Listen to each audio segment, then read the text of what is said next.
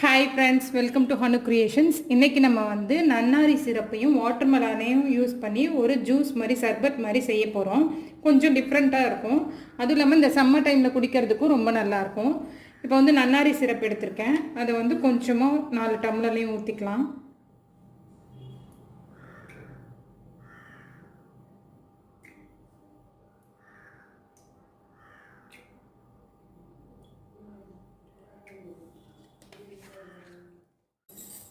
இது வந்து சப்ஜா சீட்ஸு. இது வந்து ஒரு 15 நிமிஷத்துக்கு முன்னாடி தண்ணியில் ஊற வச்சு எடுத்து வச்சுருக்கேன். இப்போ நல்லா ஊறி இருக்குது.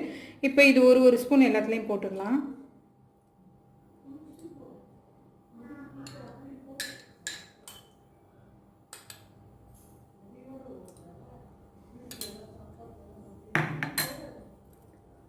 அடுத்து வந்து வாட்டர்மெலனை வந்து இப்படி சின்ன சின்னதாக கட் பண்ணி வச்சுருக்கேன். அதை இதில் சேர்த்துடலாம்.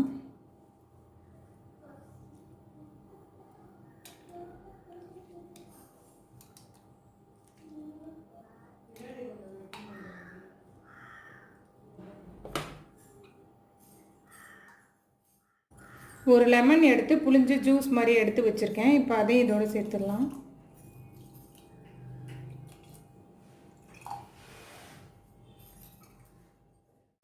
இப்போ தேவையான அளவு தண்ணி இதில் சேர்த்துக்கலாம் எல்லாத்துலேயும்.